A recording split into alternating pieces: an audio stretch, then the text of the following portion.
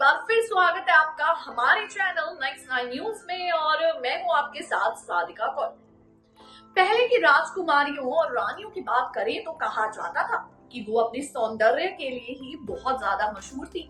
जी हाँ, कहा जाता है कि पहले की राजकुमारियों और रानियों जैसी खूबसूरती आज के जमाने में कहाँ है। वहीं वो अपने सौंदर्य के लिए इतनी प्रचलित हो जाती थी कि उनकी खूबसूरती की दूसरे दूसरे देशों में मिसाल दी जाती थी। ऐसे ही आज मैं आपके सामने लेकर आई हूँ भला सी सुंदर एक राजकुमारी के बारे में। जी हाँ, नीलोफर। मैं आज आपको राजकुमारी नीलोफर के बारे में बताने वाली हूँ, जो थी तो टर्की की, लेकिन उनकी शादी हुई हैदराबाद के निजाम के बेटे से। लेकिन उनकी बदकिस्मती ऐसी कि एक बच्चा न होने पर हो गया उनका तलाक। वहीं आज मैं आपको बताने वाली हूँ कि हैदराबाद में नीलोफर नाम से कौन कौन सी जगहें हैं और अपने राज में उस खूबसूरत सी भला राजकुमारी ने क्या क्या काम किए।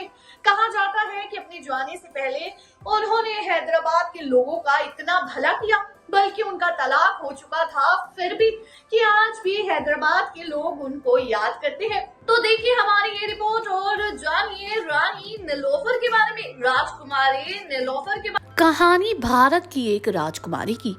सुंदरता की पूरी दुनिया थी कायल। हॉलीवुड से मिले थे फिल्मों के ऑफर।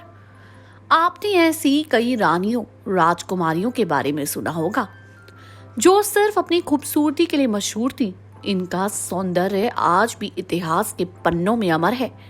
ऐसे में आज हम आपको एक राजकुमारी के बारे में बताने जा रही हैं, जिसकी गिनती दुनिया की सुंदर महिलाओं में होती थी। इतना ही नहीं, इस राजकुमारी को हॉलीवुड से फिल्मों के लिए कई ऑफर भी मिले थे। तुर्की के ऑटोमन राजवी वंश की आखिरी शहजादी नीलोफर को सुंदरता की देवी भी कहा जाता था। इनका जन्म तुर्की की राजधानी इस्तानबुल के राजसी महल में हुआ था। नीलोफर के जन्म के समय तुर्की का राज परिवार आखिरी सांसें ले रहा था और उनका साम्राज्य उखड़ने लगा था। महज 2 साल की उम्र में नीलोफर ने अपने पिता को खो दिया था। 7 साल की उम्र में वो अपनी मां के साथ तुर्की छोड़कर फ्रांस चली गई। फ्रांस में उनकी जिंदगी कठिन और साधारण लोगों की तरह हो गई थी। नीलोफर ने अपने जीवन में कई उतार चढ़ाव देखे, लेकिन नीलोफर किस्मत की धनी थी और दुनिया के सबसे धनी राज परिवार हैदराबाद निजाम की बहू बनी। हैदराबाद के आखिरी निजाम ने नीलोफर को अपने दूसरे बेटे आजम जेह के साथ शादी के लिए चुना। साल 1931 में शादी के बाद नीलोफर हैदराबाद आ गई। कहा जाता है कि नीलोफर का ना सिर्फ सुंदर थी, बल्कि उनमें गजब का आकर्षण भी था। शादी के बाद नीलोफर जब हैदराबाद आई तो निजाम के परिवार में महिलाओं के लिए पर्दा का रिवाज था, लेकिन वो कभी पर्दे में नहीं रही, बल्कि निजाम परिवार के महिलाओं के सार्वजनिक जीवन का बंद दरवाजा खोला। नीलोफर हैदराबाद की पार्टियों, समारोह और कार्यक्रमों में हिस्सा लेने जाती थी और वहीं पर वो हर जगह हिस्सा लेने लगी। अक्सर उन्हें किसी समारोह में मुख्य अतिथि के तौर पर बुलाया जाता था, लेकिन नीलोफर के तौर तरीके से निजाम की बेगम दुल्हन पाशा काफी नाराज रहने लगी थी। ऐसा कहा जाता है कि बेगम अपनी बहू को जहर देकर मरवाना भी चाहती थी, क्योंकि उनको अपनी बहू की हरकतें बिल्कुल भी पसंद नहीं आ रही थी। वहीं पर नीलोफर राजसी परिवार के होने के साथ साथ फैशन देवा भी थी। उनकी पहनी हुई साड़ी की तस्वीरें New York fashion institute of technology में लगी हैं। नीलोफर की साड़ियों को बनाने का काम फ्रांस की एक बड़ी फैशन फर्म करती थी, लेकिन एक समय ऐसा भी आया कि उन्होंने साड़ी छोड़ पश्चिमी लिबास पहनना शुरू कर दिया।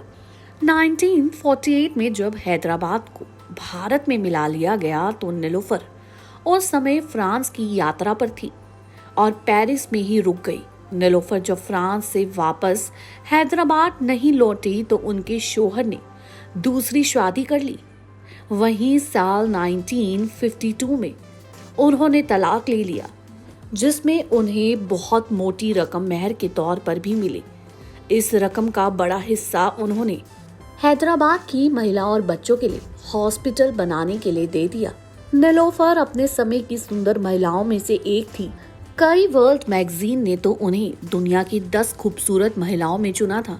अपने शोहर के तलाक देने के बाद वो फ्रांस में अपनी मां के साथ रहने लगी। इस दौरान नीलोफर को हॉलीवुड से कुछ फिल्मों के ऑफर भी मिले, लेकिन इसे उन्होंने ठुकरा दिया।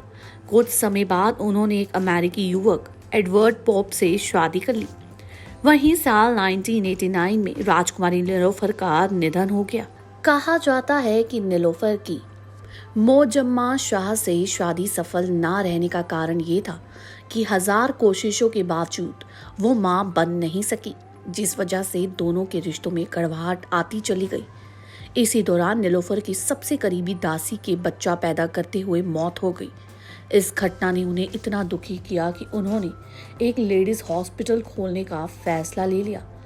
वहीं नीलोफर द्वारा शुरू किया लेडीज हॉस्पिटल आज हैदराबाद के बेस्ट मैटरनिटी हॉस्पिटल में शुमार है, जिनका नाम नीलोफर हॉस्पिटल ही है।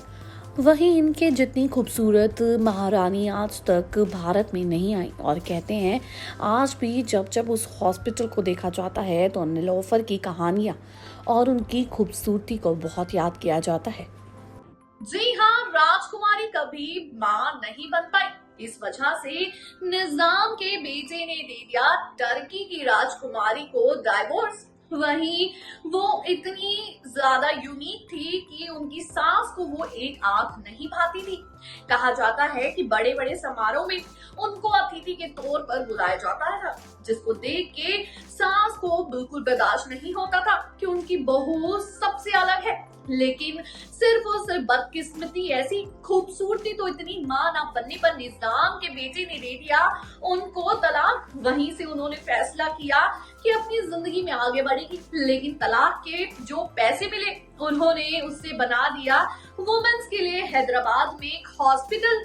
जो वुमेन्स प्रेग्नेंट होती हैं तो आज वहीं जाती है, और वो हैदराबाद का सबसे बड़ा हॉस्पिटल है। वहीं हॉलीवुड से भी उनको ऑफर आए, लेकिन उन्होंने अपने आप को इस कदर राजा के प्यार में बेहाल कर लिया कि उन्होंने कोई भी ऑफर्स एक्सेप्ट नहीं किए।